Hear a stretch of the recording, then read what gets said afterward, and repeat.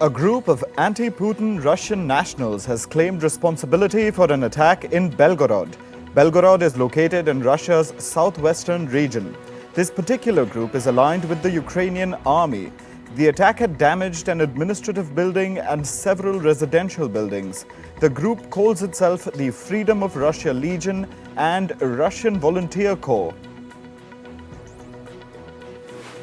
Russia's Prime Minister Mikhail Mishustin is visiting China.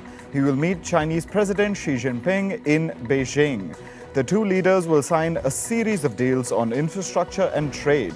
Ahead of this, Mishustin will participate in a Russian-Chinese business forum in Shanghai.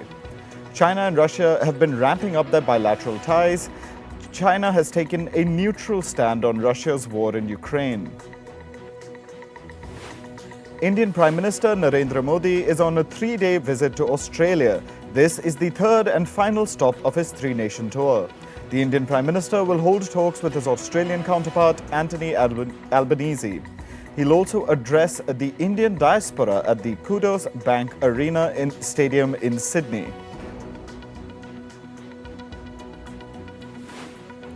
The second day of the G20 Tourism Working Group meet began in Kashmir. The meetings are being held at the Sher-e-Kashmir International Conference Centre in Srinagar. Several sessions are scheduled for the day. The delegates will also visit Srinagar's famous Nishat Gardens, Pari Mahal and Polo View Market. Pakistan's former Prime Minister Imran Khan will appear before court in the Al-Qadir Trust case. The hearing will take place in Islamabad before the National Accountability Bureau. Imran Khan is facing an inquiry related to a settlement between his government and a property tycoon. The deal allegedly caused a loss of over $235 million to the National Exchequer. Meanwhile, Bushra Bibi, the wife of Imran Khan, has been granted bail in the Al-Qadir Trust case until the 31st of May. The United Nations envoy to Sudan has warned of the growing ethnicization of the conflict. This comes as clashes between the Sudanese army and the Rapid Support Forces paramilitary group continue. Clashes erupted after leaders of the two warring factions signed a 7-day ceasefire deal. Eyewitnesses claim that airstrikes continued minutes after the truce deal took effect on Monday night. A huge fire broke out at a secondary school dormitory in the South American nation of Guyana. At least 20 children have been killed. Many others have suffered injuries. The country's president has called it a major disaster. Authorities say lightning, thunder and heavy rains have complicated rescue efforts. An investigation has been launched to ascertain the cause of the fire. A presidential candidate in Turkey, Sinan Ogan, has declared that he will be supporting frontrunner Recep Tayyip Erdogan in the runoffs. Ogan got over 5% of the votes in the presidential election and held the third place.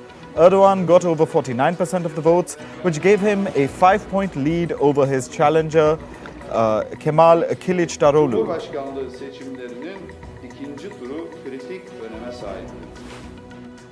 Israel has accused Iran of turning commercial ships into platforms capable of launching missile and drone strikes. Israel's defense minister Yoav Gallant showed images of 6 such repurposed Iranian vessels. Gallant called the Iranian ships, quote-unquote, floating terror bases. He added that Tehran's objective was to extend its clout beyond the Persian Gulf towards the Indian Ocean.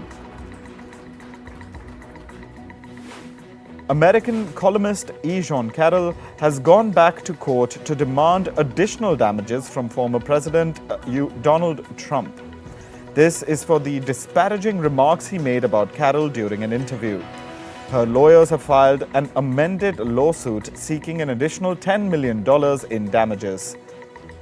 They say that the remarks made by Trump spoiled Carroll's reputation to a point that she lost her longtime job at Elle magazine. A box truck crashed into security barriers near the White House in the US. Investigators say they recovered a Nazi flag from the site. The driver of the box truck has been detained.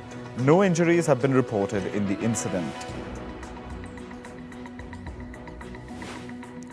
America's Republican Senator Tim Scott has entered the 2024 presidential race. Scott is the only black Republican in the U.S. Senate, and he will kick off his campaign from his hometown, North Charleston in South Carolina.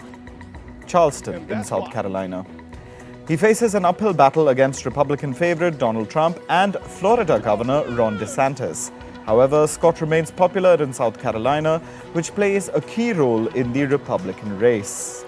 Thank you. Joe Biden and the radical left. Several labor unions staged protests in Belgium's capital, Brussels. Thousands of protesters demanded improved working conditions. They also flagged the deterioration of their right to protest. This comes after a Belgian court backed a retail group, Delhaize, to ban workers from forming picket lines outside its supermarkets. Protesters also flagged the country's rising energy costs and spiraling inflation.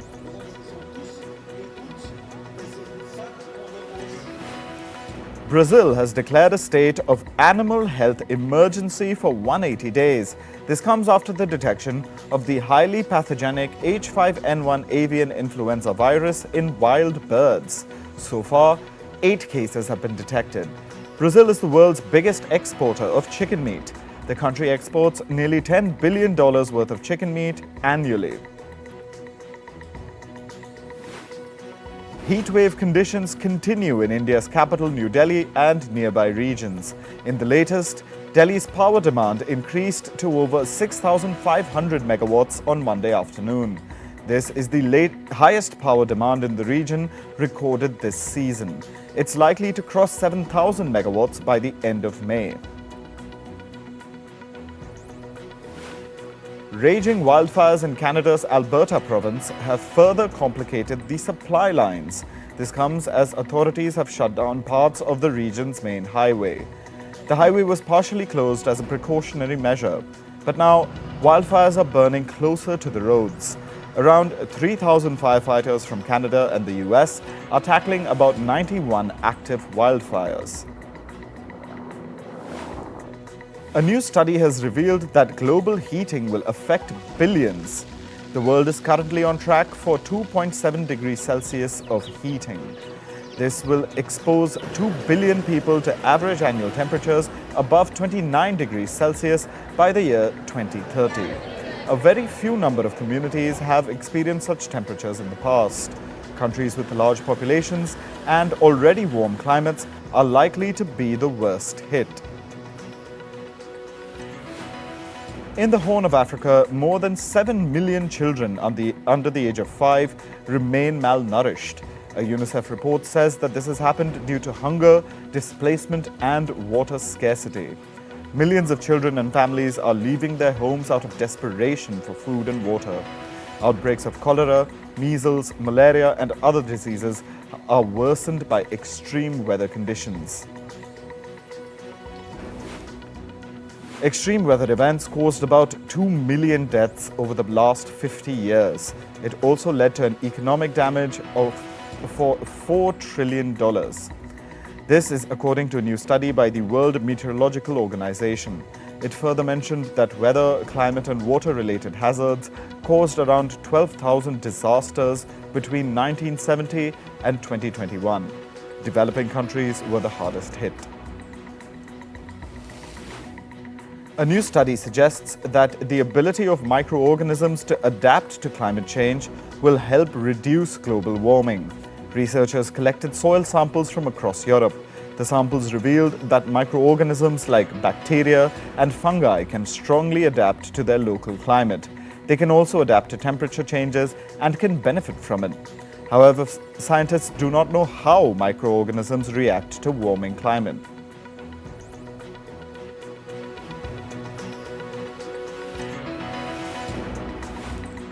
US President Joe Biden and House Speaker Kevin McCarthy have ended their discussions over the country's debt ceiling. Reports say that the talks were inconclusive.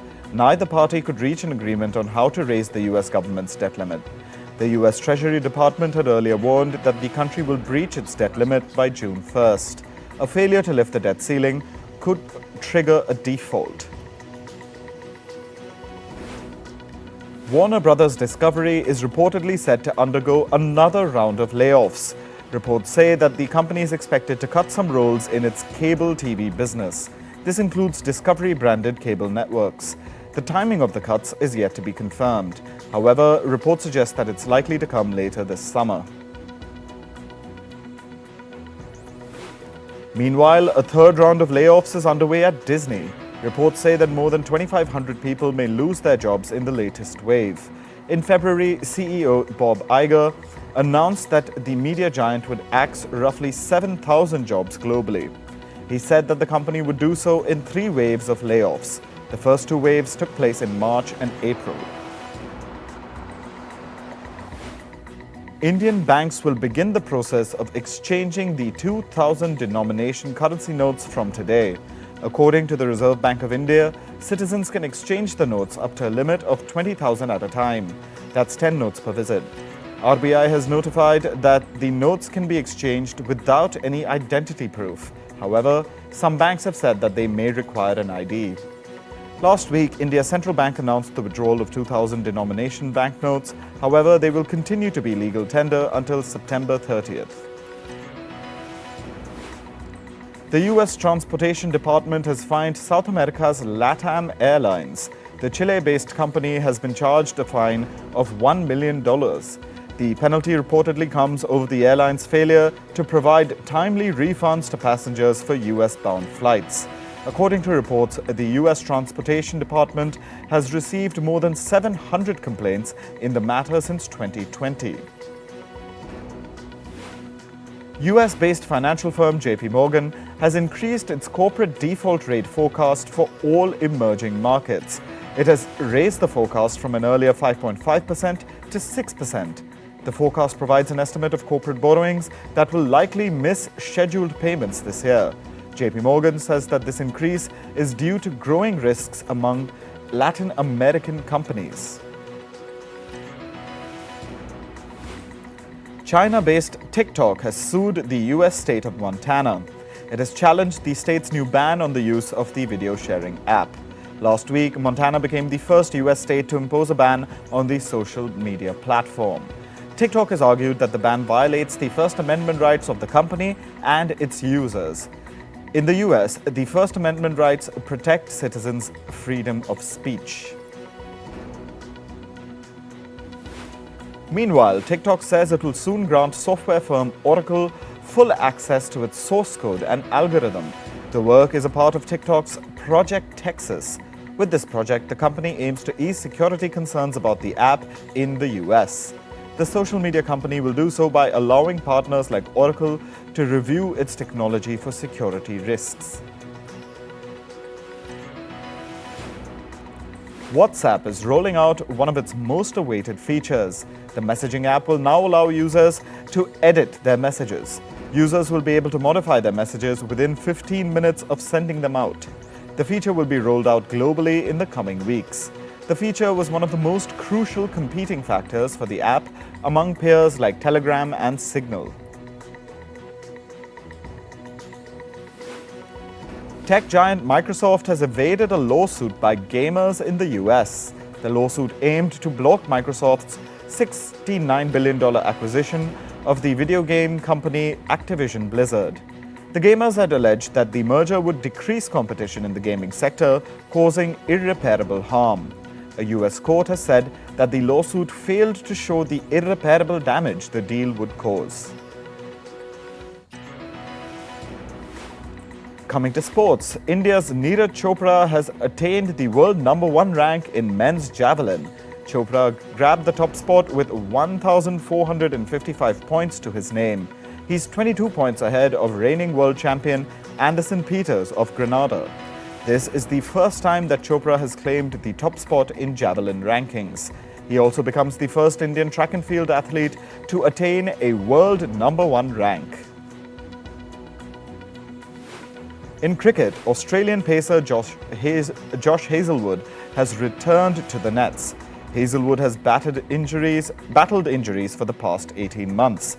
He even took a 4-month break to recover from his injuries.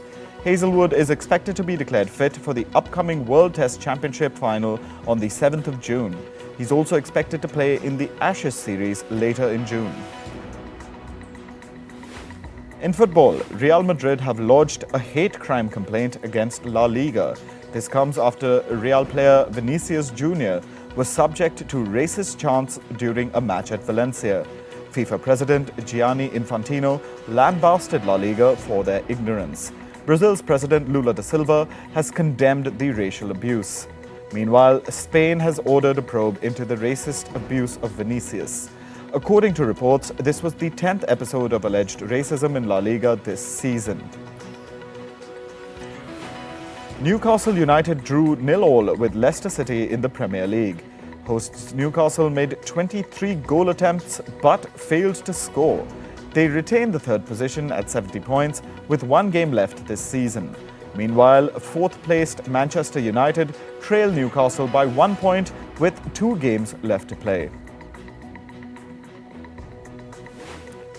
AS Roma were held to a 2-2 draw by Salernitana in Serie A on Monday. Antonio Candreva scored for Salernitana in the 12th minute, shocking Roma. Roma equalized in the 47th minute, only to see the visitors retake the lead in the 54th. Roma's Nemanja Matic leveled the game just 7 minutes before time. With the draw, Roma are doubtful to qualify for European football next season via their Serie A rankings. Meanwhile, Juventus suffered a 4-1 loss at Empoli. 2 goals from Francesco Caputo and a strike from Sebastiano Luperto gave Empoli a comfortable 3-0 lead. Juventus scored in the second half, but Roberto Piccoli's sealed Empoli's win with a goal in stoppage time. Juventus hold 59 points, 1 behind AS Roma with 2 games left. More on Juventus. They were docked 10 points from the current Serie A season. Italy's football court ruled against Juventus in a case about the club's transfer deals. The club allegedly inflated the values of its players and conducted false accounting practices. With the 10-point deduction and the defeat to Empoli, Juventus have dropped from the 2nd to the 7th place in Serie A rankings. In golf, Tiger Woods has withdrawn from next month's US Open. The pro golfer continues to recover from a recent injury. Woods had to undergo surgery for a fractured ankle. This meant he was unable to compete in this month's PGA Championship as well. In basketball, Denver Nuggets beat Los Angeles Lakers to sweep the Western Conference Finals 4-0. Nuggets edged past Lakers 113-111 in a thrilling match. Nikola Jokic scored 30 points for Denver. However, Laker LeBron James was the highest scorer of the match with 40 points. Denver are now through to their maiden NBA Finals. 10-time NBA All-Star Carmelo Anthony announced his retirement on Monday. Anthony spent 19 seasons in the league. He finished as the 9th highest scorer in NBA history with over 28,000 points. Anthony last played for the Los Angeles Lakers in the 2021-2022 season. Benedict Cumberbatch is set to play singer Pete Seeger in a new biopic on Bob Dylan. Seeger was an early supporter of Dylan who helped him land his debut album. Actor Timothée Chalamet will be playing Bob Dylan. The film is titled A Complete Unknown. It'll begin production in New York this summer. The Mongolian film If Only I Could Hibernate has made history at the Cannes Film Festival.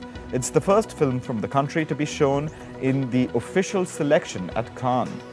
Meanwhile, the Mongolian Film Fund is offering cash rebates to international filmmakers to ramp up global reach. It's offering cash rebates for international projects to promote the country as a filming location.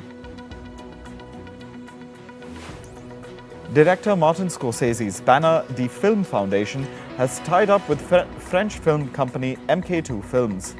The partnership will help distribute a collection of Scorsese's restored movies internationally. The films are part of the World Cinema Project that preserves and restores neglected movies. The World Cinema Project has so far restored 51 films from 29 countries. Actor Vin Diesel has said that spin-offs of the Fast and Furious franchise are underway. This includes a female-led installment of the popular action series. Diesel said that he started developing the female spin-off in 2017. He also hinted that his latest film, Fast X, can have an ending that could extend to 3 parts. The Writers Guild of America strike has now impacted the television series American Horror Story. Striking writers picketed outside a production set in Queens in New York. That's where season 12 of the show is being filmed. Members of the WGA East were joined by the Screen Actors Guild at one of the largest studios in New York, the Silver Cup Studios. Rapper LL Cool J has joined the cast of police drama NCIS Hawaii for its 3rd season. The rapper reprised his role as Senior Special Agent Sam Hanna during the Season 2 finale that aired last night. It's now confirmed that he will join the series as a recurring cast member in Season 3. The Jonas Brothers have scored their 4th #1 album on Billboard's top album sales chart. Their 6th studio release, called The Album, came out on May 12th. It sold over 35,000 copies in the US in its first week. The trio's other albums to reach the #1 spot include Happiness Begins, Lines, Vines and Trying Times, and A Little Bit Longer.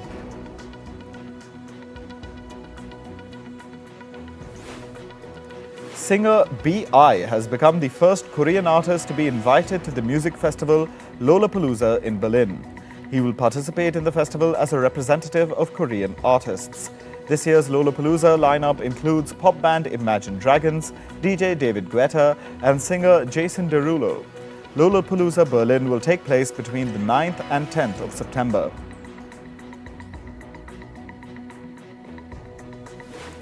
K-pop band Enhypen released their 4th mini-album titled Dark Blood last evening.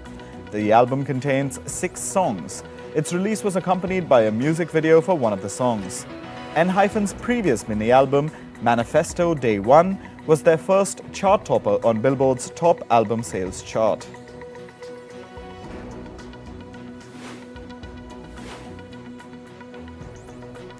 Singer Niall Horan has announced the dates for his 2024 US and European tour. The tours will support his 3rd solo album, which is called The Show.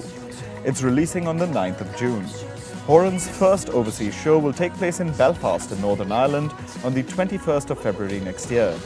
His first North American show will happen on the 29th of May in the city of Hollywood in Florida.